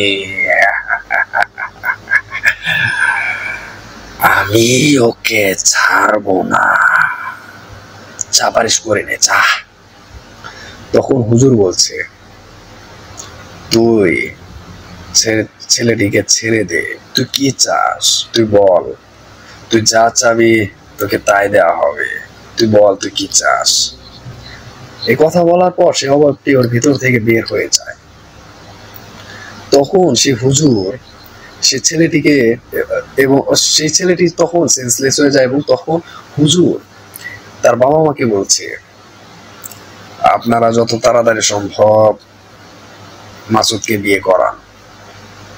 এই ছেলেটিকে বিয়ে করালে এই সমস্যা থেকে হয়তো আপনারা মুক্তি পেতে পারেন, তাছাড়া তো আমি কোনো উপায় দেখছি না। আর শেষ একটা চেষ্টা আমি করব, কিন্তু আপনারা একবার বিয়ে করান,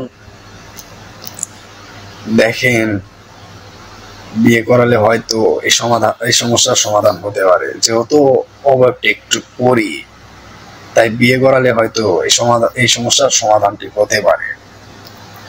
তখন তার ফ্যামিলি অনেক চিন্তায় পড়ে যায়, এখন মেয়ে খুঁজবে কোথায়, কি করবে।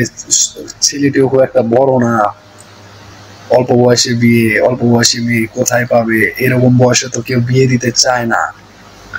তো সেই ছেলেটি যখন একটু সুস্থ হয়, ঝাড়ফুঁক করার পর যখন জ্ঞান ফেরে, তখন তার বাবা মা তাকে জিজ্ঞাসা করে, একটু মানে তাকে অন্য একটি রুমে নিয়ে যায় এবং তার সাথে কথা বলে, তাকে জিজ্ঞাসা করে, আচ্ছা বাবা, তোমার কি কোনো পছন্দের মেয়ে আছে? থাকলে তুমি আমাদের বলো, কারণ তোমার যে আমরা যে হুজুরের কাছে তোমাকে নিয়ে যায়, তারা শুধু বারবার বলে আপনার ছেলেটিকে বিয়ে করা, তো তোমাকে বিয়ে না করালে হয়তো তুমি সুস্থ হবে না। তো তোমার যদি কোনো পছন্দের মেয়ে থাকে তুমি আমাদের বলতে পারো, আমরা তোমাকে বিয়ে করাবো। তখন সেই ছেলেটি বলে তার খালাতো বোনের কথা, তার খালাতো বোনকে নাকি তার অনেক পছন্দ এবং তাদের মাঝে মাঝে মধ্যে কথা হয়। তো সেই ছেলেটি বলে সেই ছেলেটির খালাতো বোনও নাকি ওকে অনেক পছন্দ করে, দুজনকে পছন্দ করে এবং মাঝে মধ্যে কথাও বলে যখন সুযোগ পায়। তখন সেই ছেলেটি মাদ্রাসায় থাকে এবং তার ফ্যামিলি, তার বাবা মা বাসায় চলে আসে। আসার পর সে ছেলেটির খালাকে বাসায় ডেকে আনার পরে তারা এই প্রস্তাবটি রাখে তাদের কাছে। তখন তার ফ্যামিলি, সেই মেয়ের ফ্যামিলি সেই মেয়েটিকে জিজ্ঞাসা করে এটা কি সত্যি। তখন মেয়েটিও রাজি হয়। তখন তারা তাদের দুজনের বিয়ে দেওয়ার সিদ্ধান্ত নেয়। তো এই কথাটি হুজুরকে জানিয়ে দেয় তার ফ্যামিলি। জানানোর পর হুজুর মাসুদকে ডাক দিয়ে মাসুদকে সবকিছু বলার পর মাসুদ অনেক খুশি হয় এবং তাদের মাঝে মাঝে মধ্যে কথা হতো, যখন ছুটি পেত বাসায় আসতো কথা হতো। তা এইভাবে কিছুটা দিন চলে যায়। সপ্তাহানিক পর সেই ছেলেটির সাথে সেই মেয়েটির বিয়ে। তো গায়ে হলুদও চলে আসে, গায়ে হলুদ হবে এমন সময় সেই দিন সেই মেয়েটির প্রচন্ড পরিমাণে পেট ব্যথা শুরু হয়। এত পরিমাণে পেট ব্যথা যে সহ্য করতে পারছে না। তখন সেই মেয়েটিকে নিয়ে হাসপাতালে চলে যায়। সেদিন আর গায়ে হলুদ খুব একটা হয় না। নিয়ে যাওয়ার পর যে হাসপাতালে নিয়ে যায়, সেখানে ডাক্তাররা চিকিৎসা করে কোনো রোগ ধরতে পারে না, ফিরিয়ে দেয়। এবং যখন মাদ্রাসায় নিয়ে যায় তখন মেয়েটির পেট ব্যথা একদম ঠিক হয়ে যায়। বিয়েটি ভেঙে গেল, হলো না সেদিন, গায়ে হলুদ হলো না, পরের দিন বিয়ে পিছিয়ে গেল। তখন মেয়েটির পেট ব্যথা একদম ঠিক হয়ে যায়, বাসায় নিয়ে আসে, আবার পেট ব্যথা শুরু হয়। সে কি বিকট চিৎকার সেই মেয়েটির, অসহ্যকর, মনে হচ্ছে তার পেটের নাড়ি ছিঁড়ে পড়ছে, সে সহ্য করতে পারছে না। মেয়েটি সেন্সলেস হয়ে যায় বারবার, পেট ব্যথা সহ্য করতে না পেরে। আবার তাকে অন্য হাসপাতালে নিয়ে যায়। এইভাবে বেশ কয়েকটা হাসপাতালে নিয়ে যায়, কিন্তু তারা কোনো রোগ ধরতে পারে না, বাসায় দেয়, ফিরিয়ে দেয়। কিন্তু সমস্যা হলো মেয়েটিকে যখন হাসপাতালে নিয়ে যাওয়া হয়, মেয়েটির পেট ব্যথা একদম ঠিক হয়ে যায়। যখনই বাসায় নিয়ে এসে আবার পেট ব্যথা শুরু হয়। তো এইভাবে চেষ্টা করতে করতে সিরাজগঞ্জ জেলায় নাম করা একটি হাসপাতালে মেয়েটিকে ভর্তি করানো হয়, নিয়ে যাওয়া হয়। পরীক্ষা নিরীক্ষার পর সেই মেয়েটির এভেন্টিসাইড ধরা পড়ে। তখন ডাক্তার সেই মেয়েটির ফ্যামিলিকে জানায় মেয়েটির এভেন্টিসাইড ধরা পড়েছে, অপারেশন করতে হবে খুব দ্রুত, খুব করুণ অবস্থা, অপারেশন না করালে সমস্যা হবে। তখন তার ফ্যামিলি, সেই মেয়েটির ফ্যামিলি ডাক্তারদেরকে বলে আপনারা অপারেশন করেন, টাকা পয়সা যা লাগে আমরা দিচ্ছি। তো মেয়েটির অপারেশনও করা হয়, বেশ কিছুদিন বিশ্রামে থাকতে হয়, সেটা আপনারাও জানেন, একটা অপারেশন। মেয়েটি যখন সুস্থ হয়, যখন হাসপাতাল থেকে তাকে রিলিজ করা হয়, মেয়েটিকে বাসায় নিয়ে আসার পর আবার যখন বিয়ের কথা শুরু হয় এবং বিয়ের ডেট পরে, তার 3 দিন আগে থেকে মেয়েটির পেট ব্যথা আবার শুরু হয়। বাম পাশে এভেন্টিসাইড হয়, বাম পাশে অপারেশন করছে, এবার ডান পাশে পেট ব্যথা শুরু। সে কি বিকট চিৎকার, অসহ্যকর। এখন কি করবে কিছু বুঝতে না পেরে তারা তো বুঝতে পারে যে এভেন্টিসাইড তো ডান পাশে হয় না, এটা হয়তো প্যারানর্মাল কোনো কিছু হতে পারে। যেহেতু সেই ছেলেটির সাথে এই মেয়েটির বিয়ের কথা চলছে, তো তার প্রভাব এই মেয়েটির উপর পড়তে পারে, এরকম ধারণা করে তারা বগুড়ার সেই হুজুরের কাছে নিয়ে যায়। মেয়েটিকে নিয়ে যাওয়ার পর সেই হুজুর অনেক রিচুয়াল করার পর সেই ফ্যামিলিকে জানায় এই ছেলেটির সাথে মেয়েটির বিয়ে হওয়া সম্ভব না, আপনারা যতবারই বিয়ে ঠিক করবেন ততবার এইভাবে ভেঙে যাবে এবং মেয়েটির প্রচুর কষ্ট হবে। আপনারা যে অপারেশনটা করিয়েছেন এটা বৃথা, আপনাদের মেয়ের শরীরে একটি দাগ পড়ে গেল, একটি দাগ থেকে গেল, আর দ্বিতীয়ত কোনো কাজ হলো না, এটা বৃথা ছিল। যা হয়েছে ওগুলো সব ছিল মায়া, ভেলকি। আপনাদেরকে এমন একটি মায়ার মাঝে ফেলেছিল এবং এই মেয়েটিকে এমন একটি আচর করেছিল যে মেয়েটির এরকম পেট ব্যথা হয়। এবং আপনারা বারবার যখন সে দেখলো যে আপনারা মেয়েটিকে নিয়ে বারবার হাসপাতালে যাচ্ছেন, তখন সে এমন একটি মায়া সৃষ্টি করে যে মেয়েটির এভেন্টিসাইড ধরা পড়ে। এখন এভেন্টিসাইড তো হয় বাম পাশে পেটের, এবার যে ডান পাশে ব্যথা, এটা কি বলবেন আপনারা? তো তখন সেই কবিরাজ সেই মেয়েটিকে ঝাড়ফুঁক দেয়, তাবিজ দেয় এবং সেই মেয়েটির ফ্যামিলি মেয়েটিকে নিয়ে বাসায় আসে এবং সেই ছেলেটির ফ্যামিলিকে ফোন দিয়ে জানিয়ে দেয় এই বিয়েটি আর হবে না। তার কিছুদিন পরে মেয়েটিকে অন্য জায়গায় বিয়ে দেওয়া দেয়। তো ছেলেটির মন খারাপ হয় মাসুদের। তো মাসুদ মাদ্রাসায় থাকে। তো কিছুদিন পর মাসুদ মাদ্রাসায় ঘুমাচ্ছিল, মাঝরাত্রে সে শুনতে পায় মাসুদ যে তার ছোট ভাই তার দরজায়, তার রুমের দরজায় নক করছে বারবার এবং তাকে ডাকছে আর বলছে, ভাইয়া আমি তো তোমাদের এখানে ঘুরতে এসেছিলাম, আমি তো পথ হারিয়ে ফেলেছি, আমার বন্ধুরা সব চলে গেছে, আমি তোমার মাদ্রাসা চিনি তাই তোমার এখানে এসেছি, তুমি একটু বাইরে বের হও, আমাকে একটু ওই গন্তব্য, একটা নির্দিষ্ট গন্তব্য স্থলের কথা বলে সেখানে একটু পৌঁছে দিতে বলে। তো বেশ কয়েকবার শোনার পর মাসুদের সাথে কিন্তু তার বন্ধুরাও শুয়েছিল, তারা কেউ কিচ্ছু শোনেনি, শুধু মাসুদ শুনেছে। তখন মাসুদ ওঠে এবং দরজা খুলে দেখে তার ভাই তার সামনে দাঁড়িয়ে আছে। তখন মাসুদ তার ভাইয়ের কথা সব শোনে এবং তাকে বলে, আচ্ছা ঠিক আছে চলো। এই বলে মাসুদ তার ভাইয়ের সাথে রওনা হয়, তার ভাইয়ের উপর সাথে রওনা হয়।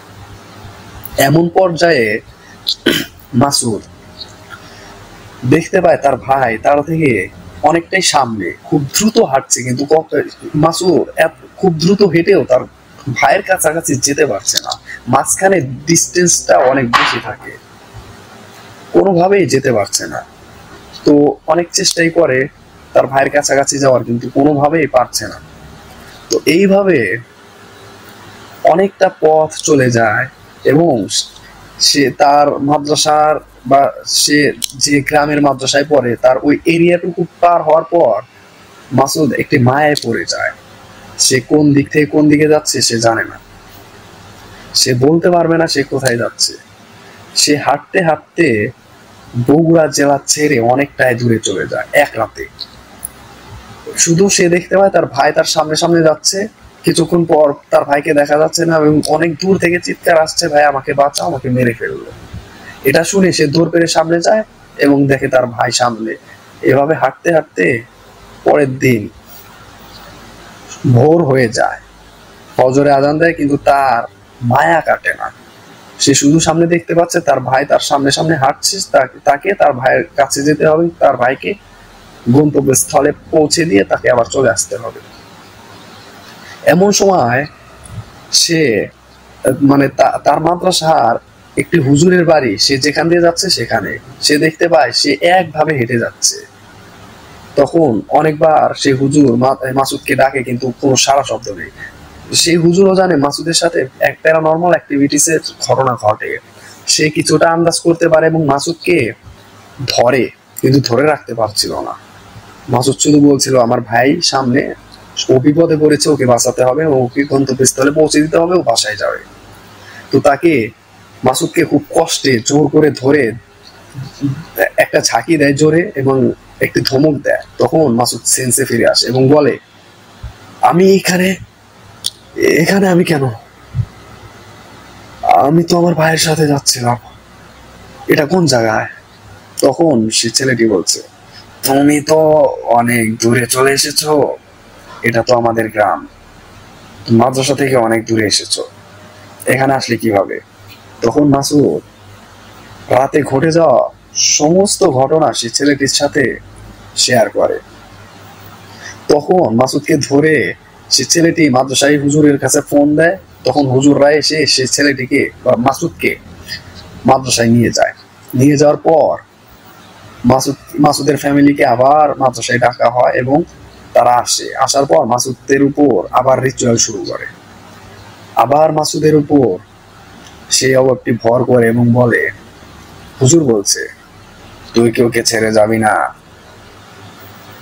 এখন কিন্তু আমার খুব রাগ হচ্ছে, বল না তুই কি করলে ওকে ছেড়ে যাবি, বল, আমরা তাই করব, বল তুই কি করলে ছেড়ে যাবি। অনেক অনুনয় বিনয় করার পর সে অবরটি রাজি হয়, ছেড়ে যাবে, কিন্তু তাকে কিছু দিতে হবে। তখন বলে কি দিতে হবে? তখন সেই গ্রামে একটি পুকুর আছে, সেই পুকুরে আপনার কলার বোগ আছে না, সেটা দিয়ে একটা ভেলা বানিয়ে তার উপর সুন্দর করে ফুল দিয়ে সাজিয়ে একটি খাসি এবং একটি সাদা মুরগ নিয়ে যেতে হবে এবং সেই দুটি সেখানে উপস্থিত থেকে তাকে ভোগ দিতে হবে এবং কিভাবে দিতে হবে সেটাও বলে দেয়। তো হুজুররা তাতেই রাজি হয়। তো সেই দিন রাত্রে 12টার পর সে পুকুরে যায় এবং সবকিছু ঠিকঠাক করেই নিয়ে যায়। হুজুর বুদ্ধি খাটিয়ে একটি কাজ করে, পুকুরের এই পাশে খাসিটি রাখে এবং অপর প্রান্তে সেই মুরগটিকে বেঁধে রাখে। কারণ এই প্রান্তে যে খাসিটি আছে সেখানে সবাই আছে, সে যদি জোর করেও খেতে যেতে চায় তাহলে পারবে না, মানুষজন সবাই আছে, তাকে আটকাবে। আর ওই পাশে তাকে যে পর্যন্ত না ছাড়বে সে পর্যন্ত সে যেতে পারবে না। তো এরকম বুদ্ধি করে তো এই পাশে ভেলাটির উপর মাসুদ এবং হুজুর দাঁড়ায়, চারদিকে ফুল দিয়ে সাজায় এবং মাসুদকে পাক পবিত্র করে সেখানে নিয়ে যায়। তখন মাসুদের উপর রিচুয়াল করার পর সেই অভাবটি হাজির হয়। হাজির হয়ে সে অভাবটি বলছে, আমার রক্ত লাগবে, আমাকে রক্ত দে, রক্ত পিপাসা পেয়েছে আমার, অনেক দিন হলো রক্ত খাই না, তাড়াতাড়ি দে, তাড়াতাড়ি দে। এ কথা বলার পর হুজুর বলছে, তা তো হবে না, তুই বলেছিস তুই চলে যাবি, তোকে খাওয়ালেই তুই চলে যাবি, তুই কথা দে, তোকে বিশ্বাস করি না, তুই কথা দে তুই চলে যাবি। তখন সে বলছে, আচ্ছা কথা দিলাম, চলে যাবো, দে এখন দে। তখন সে হুজুর বলছে, এইভাবে বললে হবে না, তুই ওই সেখানে একটা নিম গাছ আছে, সেই নিম গাছের ডালটি ভেঙে যেতে বলে। ফেলার উপর পড়া মাত্র সেটাও চেটে খেয়ে নিয়েছে এবং বলছে যে, সে অভাবটি বলছে হুজুরকে, ওই খাসিটি তোর কাছে নিয়ে যা, আমি তোকে বলবো কখন কিভাবে আমাকে দিতে হবে, তুই সেইভাবে আমাকে দিস, অপর প্রান্তে চল। এই কথা বলার পর হুজুর মাসুদকে নিয়ে অপর প্রান্তে চলে আসে। অবয়বটি তো মাসুদের ভিতরেই ছিল। তো নিয়ে আসার পর অবয়বটি চলে যায়, কিন্তু নিম গাছের ডালটি আর ভাঙে না, কারণ খাসিটি রক্ত না খাওয়া পর্যন্ত সে যাবে না একবারে। তখন সেই ছেলেটি সেন্সলেস হয়ে যায়। মাসুদ সেন্সলেস হয়ে যাওয়ার পর তাকে ধরাধরি করে মাদ্রাসায় নিয়ে যাওয়া হয়। নিয়ে যাওয়ার পরে সেদিন রাত্রে সবাই ঘুমিয়ে পড়ে। পরের দিন সকালে মাসুদকে হুজুর তার ফ্যামিলির সাথে বাসায় পাঠিয়ে দেয় এবং বলে এর সমাধান আপনা আপনি হয়ে যাবে। কিভাবে হবে কিছুদিনের মাঝে আপনারা বুঝতে পারবেন। তখন সেই হুজুর মাসুদকে যখন তার ফ্যামিলির সাথে পাঠিয়ে দেয়, মাসুদও তার ফ্যামিলির সাথে বাসায় চলে আসে। এভাবে বেশ কিছুদিন চলে যায়।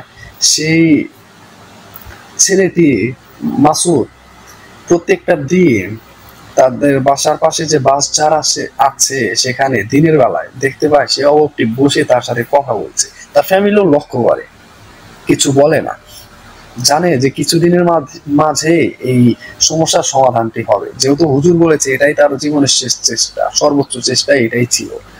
যাই হোক, এটা বলতে হয়তো আমি ভুলে গিয়েছি। তো হয়তো এটাই শেষ পর্যন্ত হবে। হুজুরের কথা তারা খুব বেশি বিশ্বাস করে ফেলে এবং তাই হয়। তখন হঠাৎ করেই ফোন আসে। হুজুর বলছে সেই খাসিটিকে আমি খাইয়ে দিয়েছি, ভোগ দিয়েছি। এখন আমাকে স্বপ্নে দেখিয়েছে মাসুদ আজকে রাত্রে 12টার পরে আপনারা যে 7 দিনের মাঝে আপনারা যে করে পারেন একটি সাদা মুড়ো আপনারা ব্যবস্থা করেন, কারণ এটা দিয়ে শেষ চেষ্টা হবে এবং এটা দিয়েই সমাধান হয়ে যাবে। তখন তারা অনেক খোঁজাখুঁজি করে সাদা মুরগ পাচ্ছিল না। দিন ধীরে ধীরে কাছে আসছিল এবং কালকের দিনই শেষ এরকম পর্যায়ে যখন চলে আসে, তখন তারা জানতে পারে ঢাকায় তাদের একটি আত্মীয় আছে, তাদের বাসায় সাদা মুরগ আছে, একদম সাদা। তো সেই মুরগ তারা সেখান থেকে খুব দ্রুত গিয়ে সেই দিনের মাঝে নিয়ে আসে এবং পরের দিন হুজুর ফোন দিয়ে বলে আজকে রাত্রে আমি সেখানে উপস্থিত থাকবো, কারণ আমি আপনাদের বাসায় আসছি। আজকে কি কি করতে হবে আমি খুব ভালো করে বলবো। আর একটা জিনিস ব্যবস্থা করতে বলে, সেটা হলো 13টা ফুল, 12টি গাছের 13টা ফুল ব্যবস্থা করতে হবে। সেটাও অনেক কষ্টে ব্যবস্থা করে। তো তখন এইভাবে ব্যবস্থা করার পরে বিকেলের দিকে হুজুর মাসুদের বাড়ি চলে আসে। আসার পর হুজুর মাসুদকে ভালোভাবে তৈরি করে, রাত্রে কিভাবে কি করতে হবে। তৈরি করার পর যখন রাত হয় তখন মাসুদকে সুন্দর করে গোসল করিয়ে পাক পবিত্র করে উজু করিয়ে রুমে পাঠিয়ে দেয়। ঘরটি খুব সুন্দর করে সাজায় এবং একদম পরিষ্কার করে ফেলে। তারপর সেই মুরগটিকে বেঁধে তার বিছানার উপর ফুল দিয়ে সুন্দর করে চারদিকে সাজিয়ে তার মাঝে সেই মুরগটিকে রাখে এবং সেখানেই মাসুদ থাকে। থাকার পরে তার মাসুদের বাড়ি যে বন্ধ করা ছিল, হুজুর এসে সেই বন্ধনটা কাটিয়ে দেয় এবং রাত 12টার পরে সেই অবটি মাসুদের রুমে উপস্থিত হয় এবং মাসুদকে বলছে, আমি তোর অনেক ক্ষতি করেছি আর আমি তোর কোনো ক্ষতি করব না। আজকে এই মুরগটি আমি নিয়ে চলে যাব এবং আর কোনো দিন তোর কাছে আসবো না। তোকে সত্যি আমার অনেক ভালো লেগেছে, তোকে আমি অনেক কষ্ট দিয়েছি, আর দেব না। তুই আজকের পর থেকে মুক্ত। এ কথা বলে সেই অবয়বটি সেই মুরগটিকে নিয়ে সেখান থেকে চলে যায় এবং তাদের বাসার কাছে একটি গাছ ছিল, গাছটির নাম আমার সঠিক মনে নেই। তো সেই গাছের সব থেকে মোটা ডালটি ভেঙে নিচে পড়ে যায়। সে এটা প্রমাণ করে দিয়ে যায় যে সে আর কোনোদিন আসবে না এবং মাসুদকে কিছু কথা বলে যায়। সেই কথাগুলো এমন ছিল, আমি তো তোকে অনেক কষ্ট দিয়েছি, তোর ফ্যামিলিকে অনেক কষ্ট দিয়েছি, তোদের অনেক ক্ষতিও করেছি, তোর বিয়ে ঠিক হয়েছিল, আমি তোর উপর প্রচুর ক্ষিপ্ত ছিলাম রে, তাই তোকে বিয়ে করতে দেইনি। সেই মেয়েটিরও অনেক ক্ষতি আমি করেছি, আমার কারণে তুই তোর পছন্দের মানুষটিকে বিয়ে করতে পারলি না। আমি আমার ভুলটি বুঝতে পেরেছি। আসলে সত্যি কথা বলতে আমাদের পরীর রাজ্যে আমি একটি ভুল করার কারণে আমাকে পরীর রাজ্য থেকে বের করে দেয়। তুই যেখানে আমাকে দেখেছিলি সেখানে আমি গিয়ে বসে থেকে কান্না করছিলাম, আমার গোংরানির আওয়াজ শুনতে পেয়েছিলি না? তো তুই যখন আমাকে ধরলি আমি আরো প্রচন্ড ক্ষিপ্ত হই এবং তোর উপর এই এতগুলো অত্যাচার করি। তুই আমাকে মাফ করে দিস, আমি চলে যাচ্ছি, আমি আর কোনোদিন আসবো না। তুই তোর মতো করে বাঁচে নিজেকে নিয়ে ভালো থাকিস, নিজের যত্ন নিস। এই ধরনের কিছু কথা বলে এবং এটাও বলে যে তাদের বাসার পাশে যে গাছটি আছে সেই গাছটির মোটা ঢাল ভেঙে চলে যাবে। কারণ মাসুদ সেই ওয়ার্ডটিকে জিজ্ঞাসা করেছিল তুমি যে চলে যাবে সেটা প্রমাণ কি, তখন প্রমাণ স্বরূপ এটার কথা বলে এবং তাই করে। তো সেই দিন মাসুদ তখনই রুম থেকে বের হয় এবং তার ফ্যামিলির সব হুজুরকে বলে আমার সাথে এই ধরনের ঘটনা ঘটে গেল মাত্র, এবং আমাকে ছেড়েও চলে গেল, বললো আর কোনোদিন আসবে না। তো হয়তো এখন আমি মুক্ত আর আমার এখন অনেক ভালো লাগছে। তখন হুজুর বলছে তার মাসুদের ফ্যামিলিকে, আপনাদের আর কোনো চিন্তা নেই, আমি আমার শেষ চেষ্টায় সফল হয়েছি, আপনার ছেলে এখন মুক্ত, কালাম প্রতিদিন নিয়মিত পড়বে, কোরআন শরীফ পড়বে, আমি যেগুলো আমল দিচ্ছি সেগুলো করবে এবং রাতের বেলায় বাসা থেকে কখনো বের হবে না, মনে থাকবে, আর কখনো একা একা কোথাও যাবে না। আমি শুধু মাসুদকেই বলছি না, মাসুদের ফ্যামিলি আপনাদেরকেও আমি বলছি, মাসুদকে কখনো একা ছাড়বেন না, ওকে আপনারা দেখে রাখবেন। বেশ কিছুদিন যাওয়ার পরে যদি দেখতে পান আর কোনো সমস্যা হচ্ছে না, তখন আপনারা মাসুদকে বিয়ে দিয়ে দিন, সবকিছু ঠিক হয়ে যাবে। তখন হুজুর সেদিনের মতো সেখানে থাকে এবং পরের দিন সকালে উঠে তাদের কাছ থেকে বিদায় নিয়ে চলে যায় এবং মাসুদও কিছুদিন বাসায় থাকার পর মাদ্রাসায় চলে যায় এবং সেখান থেকে পড়াশোনাটি শেষ করে বাসায় চলে আসে। এখন মাসুদ কোন একটি মাদ্রাসায় শিক্ষকতা করছে, আমি যতদূর শুনতে পেরেছি, জানতে পেরেছি, আমি যার কাছ থেকে সংগ্রহ করেছি তার কাছ থেকে শুনেছি। এবং মাসুদের সাথে আর এইরকম কোনো ঘটনা ঘটেনি, তার শরীরে এখনো অনেক ধরনের তাবিজ আছে এবং সে প্রতিদিন ভালোভাবে আমলগুলো করছে। আপনারা মাসুদের জন্য দোয়া করবেন। এই ছিল আমার সংগ্রহ করা ঘটনাটি বেশ লম্বা এবং অনেক বড়, আমি যতটা ছোট করতে পেরেছি আমি করেছি, শুধু মেন টুইস্ট গুলো আপনাদের সামনে তুলে ধরেছি, আর বাকি যেসব ছিল সেগুলো খুব একটা মনোমুগ্ধকর না এবং সেগুলো খুব বাজে কিছু কথা ছিল যেগুলো আমি স্কিপ করে গিয়েছি। তো এই ভুলটি আপনারা ক্ষমা সুন্দর দৃষ্টিতে দেখবেন। সেগুলো এই ঘটনাতে আদার সাইড কিছু কথা হতো, খুবই বাজে কিছু কথা হতো, তাই আর আমি সেগুলো উল্লেখ করলাম না। এই ছিল ঘটনা, আমার প্রথম এত লম্বা একটি ঘটনা আমি শেয়ার করছি আপনাদের সাথে। হয়তো ঘটনাটি বলার মাঝে আমি অনেকবার আটকে গিয়েছি, কথা বলার সময় আমার কথা বলার মাঝে হয়তো অনেক ভুল ত্রুটি হয়েছে। আসলে সত্যি কথা বলতে আমাকে কেউ ঘটনা লিখে পাঠায় না, আমি ঘটনা শুনি, সেই ঘটনাটি আমার মেমোরিতে রেখে দিই এবং সেটা আমি বারবার মনে করি এবং যখন আমি সুযোগ পাই সেই সুযোগ মতো গুছিয়ে বলার চেষ্টা করি। তাই আমার ঘটনা বলার মাঝে হয়তো এদিক সেদিক হতে পারে, কথার মাঝে হয়তো কিছু ভুল হতে পারে, হয়তো আলাদা কিছু নয়েজ ঢুকতে পারে, কারণ আমি সাধারণ একটি ফোন দিয়ে ঘটনা রেকর্ড করি, তাই এরকম হতে পারে। তাই আমার এই ভুলগুলো আপনারা ক্ষমা সুন্দর দৃষ্টিতে দেখবেন। আমি এই ঘটনাটি অনেক কষ্টে সংগ্রহ করেছি।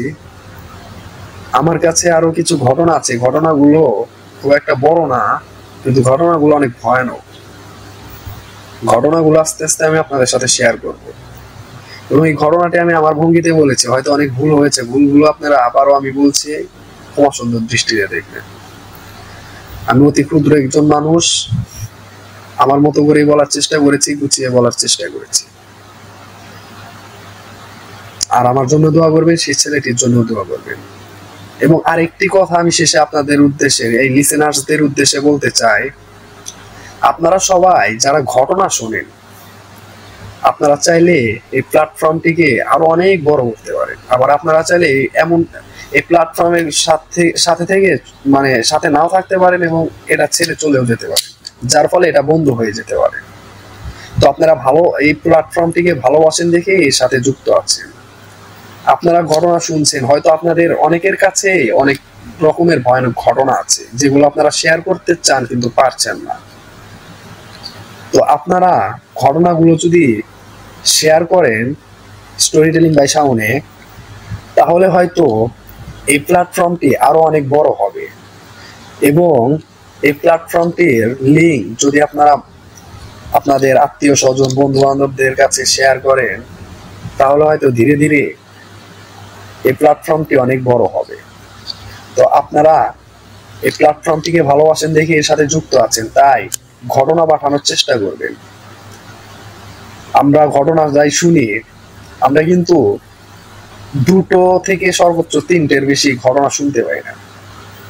তো আপনারা যারা মাঝহারুল ইসলাম শাওন ভাইয়ের কণ্ঠে ঘটনা শুনতে চান, বা শামীম মিয়া ভাইয়ের কণ্ঠে ঘটনা শুনতে চান, তারা ঘটনা পাঠাবেন, বা আপনারা নিজেদের ভয়েসেও পাঠাতে পারেন, বা লিখে পাঠাতে পারেন, যে কোনো ভাবে পাঠাবেন। তাহলে প্ল্যাটফর্মটি খুব দ্রুত বড় হবে। আপনাদের ভালোবাসা ছড়িয়ে দিন আমাদের মাঝে, এই প্ল্যাটফর্মটির মাঝে। আর কিছু বলার নেই আমার। আপনারা যেভাবে আছেন সেভাবেই থাকেন, আপনারা যেভাবে প্ল্যাটফর্মটিকে ভালোবাসেন সেভাবেই বাসেন, এবং আমিও চেষ্টা করছি প্ল্যাটফর্মের সাথে ভালোভাবে যুক্ত হওয়ার। খুব একটা পারছি না, কারণ আমার লেখাপড়ার চাপটা একটু বেশি। তো আমি যতটুকু সময় পাই আমি ঘটনা রেকর্ড করে আপনাদের সাথে শেয়ার করার চেষ্টা করি। তো আপনারা সবাই ভালো থাকবেন, স্টোরি টেলিং বাই শাওনের সাথে থাকবেন। আরেকটা কথা, স্টোরি টেলিং বাই শাওনের মেইলটি হয়তো আপনারা জানেন, তারপরে আমি বলে যাচ্ছি। মেইলটি হচ্ছে storytellingbyShaun@gmail.com। আবারও বলছি, storytellingbyShaun@gmail.com। এটা হলো স্টোরি টেলিং বাই শাওন এই প্ল্যাটফর্মটির মেইল। এখানে আপনারা ঘটনা পাঠাবেন। তো আপনারা সবাই ভালো থাকবেন। আজকে আসছি, সামনে নতুন ঘটনা নিয়ে আপনাদের মাঝে উপস্থিত হব। দোয়া করবেন। আসসালামু আলাইকুম। ধন্যবাদ বাইজিদ ভাই এত বড় একটি ঘটনা আমাদের সাথে শেয়ার করবার জন্য। আশা করি আপনার ঘটনাটি আমাদের লিসেনারদের ভালো লাগবে, এবং লিসেনারদের উদ্দেশ্যে বলছি যে আপনাদের যদি বাইজিদ ভাইয়ের ঘটনা ভালো লাগে, বা উনি যেভাবে ঘটনা শেয়ার করেছেন আজকে, এই ওয়েটা যদি আপনাদের ভালো লেগে থাকে, সেক্ষেত্রে অবশ্যই আপনারা আমাদের কমেন্টে জানাবেন। এবং যদি আপনারা চান যে বাইজিদ ভাই তার ঘটনা বলার স্টাইলটা একটু চেঞ্জ করুক, সেটাও কিন্তু আপনারা আমাদের কমেন্টের মাধ্যমে জানাতে পারেন। ঘটনাগুলো কেমন লাগলো আপনাদের কাছে সেগুলো অবশ্যই আমাদের জানাবেন। আজকে এই পর্যন্তই ছিল আজকের এপিসোড। আপনারা যারা এখন পর্যন্ত আমাদের চ্যানেলটিকে সাবস্ক্রাইব করেননি, তারা অবশ্যই আমাদের চ্যানেলটিকে সাবস্ক্রাইব করবেন, কারণ আমরা দেখি অনেকেই আমাদের ঘটনা শোনেন কিন্তু আমাদের চ্যানেলটিকে সাবস্ক্রাইব করেননি।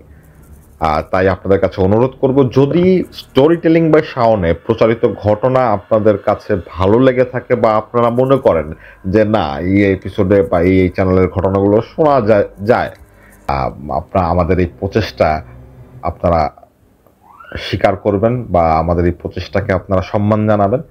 ইনশাআল্লাহ আমরা আরো ভালো কিছু সামনে আপনাদের জন্য নিয়ে আসব। আজকে আর কথা বাড়াচ্ছি না, সবাই ভালো থাকবেন। আজকে আসছি।